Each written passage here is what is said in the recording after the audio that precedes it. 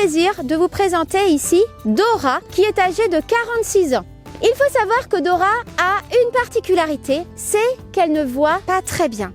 Mais ce n'est absolument pas un problème dans sa vie de tous les jours, puisque d'une part, elle connaît son espace de vie par cœur. Elle va écouter quand je lui envoie des pommes, des carottes, etc. Et puis ensuite, elle va utiliser sa trompe, à la fois pour sentir, mais sa trompe va aussi lui servir de canne blanche. Elle va vraiment comme ça, au toucher, pouvoir localiser sa nourriture et donc l'attraper et la manger. Toutes les fois où nous avons essayé de proposer à Dora de cohabiter avec un autre éléphant, eh bien là on sentait que ça ne lui convenait pas du tout. Elle était stressée, pas bien, elle rentrait dans son bâtiment et ne voulait plus sortir. En accord avec les spécialistes des éléphants en parc zoologique, nous avons décidé d'essayer de la garder toute seule. Et depuis que nous avons un éléphant qui est calme, paisible, serein, et un éléphant par contre qui ne supporte pas tout changement important que nous pourrions apporter dans son espace de vie. Donc voilà pourquoi à la Barba nous n'avons qu'un seul éléphant, c'est elle qui l'a choisi et nous bien sûr, nous nous adaptons. À vous d'observer, Dora est-elle un éléphant d'Afrique ou bien un éléphant d'Asie? Bien sûr, c'est un éléphant d'Asie. Différents indices. D'une part, des petites oreilles. L'éléphant d'Afrique, lui, va avoir des oreilles absolument immenses. Ces oreilles vont servir à deux choses. Bien entendre. Plus on a de grandes oreilles, mieux on entend. Mais aussi, cela va leur permettre de se rafraîchir. Ces oreilles vont fonctionner comme un éventail, un ventilateur très pratique. Deuxième indice, l'absence de défense. Donc les défenses, pour rappel, ce sont des dents qui sont très longues et qui vont dépasser de la bouche. Vous pouvez aussi reconnaître l'éléphant d'Asie à la forme de son dos.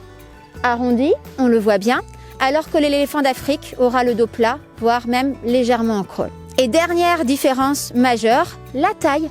L'éléphant d'Asie est plus petit que l'éléphant d'Afrique. Dora est un grand éléphant d'Asie. Imaginez qu'elle mesure 2,80 m de haut et elle pèse 5 tonnes, 5000 kilos. La trompe de l'éléphant, c'est bien sûr son nez, qui est multifonction. Bien sûr, un temps qu'on nez permet de respirer et aussi de sentir. Et là encore, vu la taille du nez, vous devinez que les éléphants ont un odorat absolument exceptionnel. Et puis elle vous le montre, la trompe c'est comme une main pour attraper la nourriture, la porter jusqu'à la bouche. Elle va aussi permettre de boire.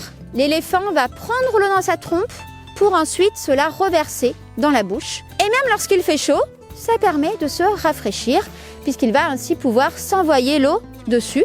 L'éléphant aussi avec sa trompe va pouvoir attraper de la terre et se l'envoyer dessus. S'il fait ça, c'est pour chasser les mouches, les moustiques, les taans et aussi pour se protéger du soleil. Côté alimentation, ça mange beaucoup, plus de 150 kg de nourriture chaque jour. Alors en milieu naturel, ils vont manger essentiellement des feuilles et des branches. Ils aiment le bois qui croque sous les dents. Nous, au zoo, nous lui donnons aussi des feuilles et des branches, du foie, de l'herbe séchée, 10 et 15 kg de fruits et légumes et des petites croquettes faites spécialement pour éléphants à partir de bananes. Les filles éléphants vivent en groupe, que l'on appelle des hardes matriarcales. Elles sont dirigées par la femelle la plus âgée. Vous avez la grand-mère qui vit avec ses filles, ses petites filles, leurs petits, pas les mâles. Eux, ils ne viennent retrouver les femelles que le temps de la saison des amours.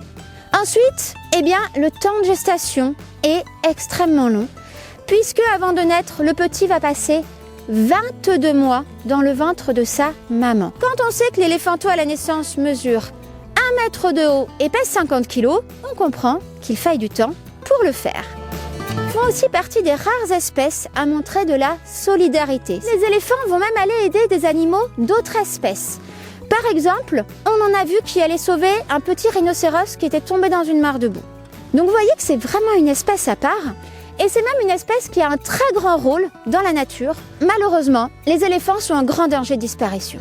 Selon certains scientifiques, ils pourraient disparaître de la nature d'ici 15 ans. C'est rien du tout. Ils sont braconnés, notamment pour leur défense. C'est en moyenne un éléphant qui est tué toutes les 20 minutes. Bien plus grave, ils trouvent de moins en moins d'endroits où vivre. Il y a le réchauffement climatique, le désert qui avance. Et les endroits qui sont encore verts, les humains vont cultiver, élever du bétail.